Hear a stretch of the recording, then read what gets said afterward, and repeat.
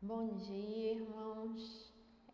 Meu nome é Raquel, eu sou da Igreja Batista do Fonseca, trabalho com o pastor José Wellington na Escola Bíblica Dominical e estou aqui para passar apresentar a lição número 4. Ela fala, o tema é quando a adversidade é decepção. O texto base é Josué 9, 3, 5. Vamos orar. Senhor Deus e Pai, louvado e engrandecido seja o teu santo nome. Muito obrigada, Senhor, por mais essa oportunidade de estar com os irmãos, mesmo que seja de forma virtual, compartilhando a palavra de Deus, compartilhando as verdades de Cristo. E por isso eu te agradeço por cada irmão da Igreja Batista do Fonseca, sua famílias representadas, no nome de Jesus. Amém. O representante da nossa lição de hoje é Josué, um homem escolhido por Deus para ser responsável a liderar o povo de Israel na conquista da Terra Prometida. Ele sucedeu a Moisés. Os textos que falam sobre Josué também estão descritos em Êxodo 17, do 8 ao 16 e 33, 11. Ele era filho de Num, da tribo de Efraim, de acordo com Números 13, 8. No momento em que Moisés recebeu a lei, Josué era seu auxiliar e o acompanhava em seus encontros com o Senhor. Êxodo 24, 13 vai falar: levantou-se Moisés com Josué, seu servidor, e subindo Moisés ao monte de Deus. Também está em Êxodo 32, 17, 33, 11 e Números 21, 28. Aproveite todas as oportunidades para aprender. Nós devemos, durante a vida, aproveitar todas as oportunidades para aprender com as pessoas que estão ao nosso redor e com as situações que se colocam para a nossa vida. E isso aconteceu com Josué. Josué pôde aprender muitas coisas com Moisés e com todas as instruções que este recebia de Deus. Presenciar a espera e a fidelidade de Moisés com certeza transformou a vida de Josué e suas atitudes. Moisés foi extremamente usado para desenvolver em Josué um caráter de paciência, mansidão e liderança. Na escolha dos espias para observar a terra de Canaã e todos os que lá habitavam, estava Josué e mais 11 homens. Isso está descrito em Números 13, 8 ao 14. Dentre todos que foram enviados para essa missão, Josué e Caleb, como todos nós sabemos, conhecemos essa história, essa passagem bíblica, foram os únicos que continuaram em defesa da invasão de Canaã. Eles puderam perceber o quanto a cidade era boa. Eles demonstraram confiança na promessa de Deus sobre a terra que haviam de conquistar. Quando Moisés percebeu que seu tempo na terra estava acabando, escolheu Josué de forma oficial para ser seu substituto. Na verdade, Moisés estava atendendo à ordem do próprio Deus. Quando sentiu que sua liderança acabaria antes de entrar em Canaã, Josué passou a ser o novo líder do povo de Israel. Números 27, do 12 a 23. Numa reunião solene, Josué recebeu autoridade perante o povo de Israel. Moisés impôs-lhe as mãos e ordenou que conforme o Senhor havia falado. Josué foi advertido pelo próprio Deus quanto ao ser corajoso e forte, pois precisaria de cada um para continuar conduzindo o povo à terra que havia recebido. Confiar traz segurança e vitória na adversidade. Algo que fica muito claro para Josué é a promessa de Deus que Deus estaria com ele. Assim que Moisés morreu, Deus encoraja de forma particular. Josué 1, do 1 ao 9. Não foram poucos os obstáculos enfrentados por Josué logo no início de sua liderança, o que lhe exigiu confiança e dependência no único que poderia mudar os rumos dos resultados adquiridos com essas provações.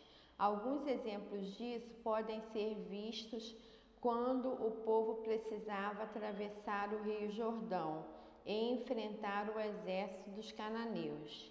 No capítulo 3 do livro de Josué, temos a descrição de como Deus sobrenaturalmente interrompeu as águas do Jordão quando os sacerdotes que levavam a Arca da Aliança pisavam nas águas. Assim, o povo de Israel passou a seco, marchando em direção a Jericó. Confiar em Deus era o que mantinha a liderança de Josué. Ele obedecia a cada orientação de Deus lhe dava e isso lhe trazia vitória. Algumas táticas eram inacreditáveis aos olhos humanos, nem imaginavam que poderiam ser realizadas, assim como a tomada de Jericó. Nesta conquista, os sacerdotes e o povo marcharam ao redor da cidade. No 7º dia, quando os sacerdotes tocaram as buzinas e o povo gritou com um grande brado, as muralhas de Jericó caíram. E não era a história conta, né, que não era uma muralha pequenininha, né, que era uma muralha muito forte, né, que a cidade era fortificada por aquela muralha e era intransponível para os seus aquelas pessoas que queriam invadir, né, a cidade. Desviar o olhar de Deus conduz ao erro. As nações que viviam ao redor de Israel deveriam ser destruídas totalmente, porém havia uma regra diferente para as nações que viviam longe de Israel. Quando te aproximares de uma cidade para combatê-la, tu lhe proporás a paz. Se ela te responder em paz e te abrir as portas, todo o povo que ali se achar será sujeito a trabalhos forçados e te servirá como escravo. Mas se ela, pelo contrário, não quiser a tua paz, mas a guerra, tu a sitiarás. Deuteronômio 20, 10, 11 e 15. De acordo com a ordem de Deus, poderia haver uma aliança com o povo que morasse longe, mas de forma alguma com aquele povo ao derredor. Tudo isso porque Deus conhecia o tamanho da corrupção por parte do povo que ali vivia. Era um povo que andava longe de Deus, mas conhecia as promessas vindas dele. Eles tanto conheciam quanto temiam por suas vidas. Os moradores de Gibeão, com medo do que lhes poderia acontecer, por morarem perto, montaram uma encenação para enganar Josué e o seu povo. Eles simularam uma caminhada como se estivesse vindo de muito longe e forçaram forjaram uma história para conseguirem uma aliança com Israel. Tudo o que falavam era mentira, mas Josué acreditou. Eles receberam a aliança que tanto queriam. Porém, passavam-se 3 dias, os israelitas ouviram que eram vizinhos e, por causa da sua desonestidade, os gibeonitas foram amaldiçoados e passaram a ser escravos, lenhadores e tiradores de água para a comunidade. Josué, ele acabou fazendo aliança com seu inimigo, achando que estava tomando a melhor decisão. A precipitação o faz errar. Tudo foi tão bem armado que Josué deixou de consultar a Deus e acabou por errar. Isso às vezes acontece conosco, né, irmãos? Às vezes a gente tem que tomar uma decisão, né, e não coloca isso diante de Deus e toma uma decisão equivocada. Isso acontece nas nossas vidas, nos dias de hoje também. Precisamos tomar muito cuidado para não sermos enganados e tomarmos uma decisão que não seja aprovada por Deus. Ao nosso redor teremos mentirosos, falsificadores, atores, vozes mansas, espertezas e astúcias que tentarão desviar a nossa atenção da verdade e do motivo para a nossa caminhada se tornar vitoriosa. É necessário tomar cuidado e procurar a direção de Deus a cada passo. Devemos buscar o conselho de Deus, mesmo naquelas coisas que parecem claras e óbvias. Precisamos tomar cuidado com as armadilhas que o inimigo nos apresenta, como se fossem as melhores saídas e nos fazem desviar o olhar daquele que tem poder para suprir as nossas necessidades. Quais são as armadilhas para nos decepcionar? Quais são as armadilhas nos dias de hoje? O que pode nos fazer desviar da presença de Deus? O que chega como amigo, mas na verdade está usando uma couraça para disfarçar o engano e mentiras? Quais as adversidades enfrentadas todos os dias? A primeira delas é a falta de tempo para Deus. Temos todo o tempo do mundo para inúmeras atividades, mas as coisas de Deus não dá.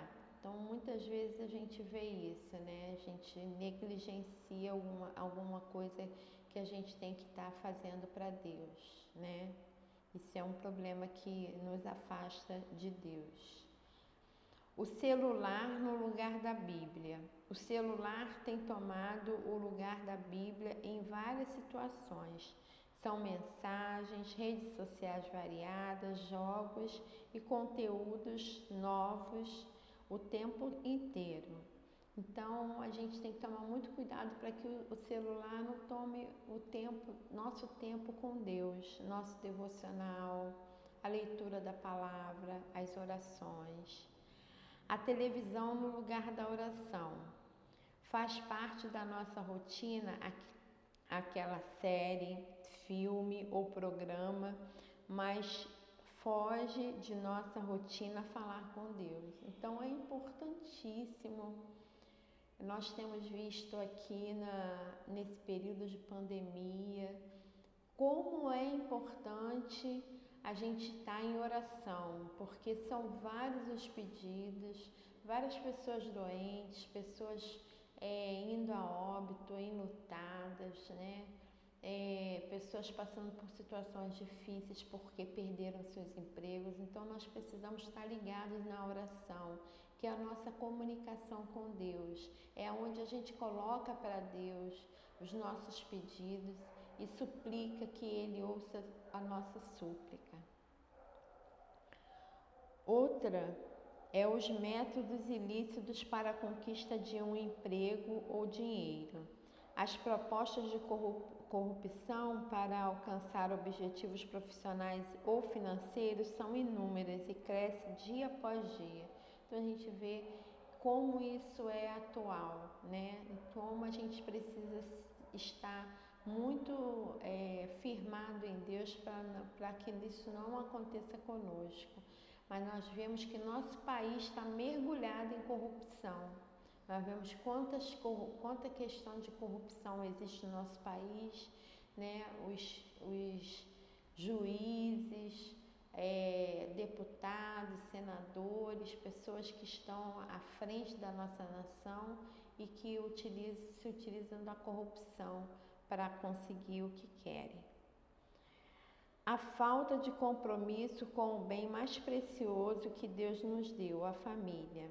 A família tem ficado em último lugar na escala de prioridades, enquanto a atenção é voltada para amigos, empregos sociais e entretenimentos. Então, nós precisamos estar voltados para a nossa família, para cuidar da nossa família. Nossa família é o nosso bem maior, né? O que adianta a gente ganhar o mundo inteiro para Cristo, mas perder a nossa família? Então, é muito importante isso. A substituição da comunhão na congregação. Hoje se ouve grande escala a frase: não preciso de igreja para ter comunhão com Deus. Festas, viagens, reuniões em família são uns dos motivos que favorecem o distanciamento com a igreja. Precisamos atentar para não deixemos de congregar como é costume de alguns. Hebreus 10, 25a. Então, isso fala sobre a nossa comunhão na igreja, né? Nós estamos vivendo um momento difícil, né? Um momento de pandemia, que muitas pessoas estão evitando de irem à igreja porque a questão da contaminação, né? Mas mesmo assim, aqueles que podem estar na igreja, aqueles que podem estar presentes, devem se fazer presente na igreja por conta da comunhão. As orientações do mundo em detrimento das orientações dos líderes de Deus. Buscar a ajuda dos pastores e líderes da igreja fazem toda a diferença. Eles são pessoas separadas por Deus para cuidar do rebanho e conduzi-lo à direção correta. Então, a igreja, ele tem o seu pastor, e o pastor, ele é responsável por estar orientando as suas ovelhas. Então, sempre procurar levar ao nosso pastor as nossas dúvidas, as nossas ansiedades, que ele vai ter sempre uma palavra, uma direção para nos orientar. Falta de paciência para esperar o tempo de Deus. A palavra diz que há tempo para tudo. Esperar o tempo de Deus é a melhor escolha, mesmo que pareça mais difícil. Sempre será o meio correto de alcançarmos o necessário. Então, existe, né, Eclesiastes 3 fala que há tempo para todas as coisas. Então, existe esse tempo de Deus. Então, vamos respeitar o tempo de Deus e que o tempo de Deus seja o nosso tempo. Que nós tenhamos em mente que o nosso tempo é o tempo de Deus. Confiança, por último, né? Confiança exagerada em nós mesmos. Provérbios 16, 3 diz: entrega tuas obras ao Senhor e teus planos serão bem-sucedidos. Então, nós temos que confiar em Deus, né?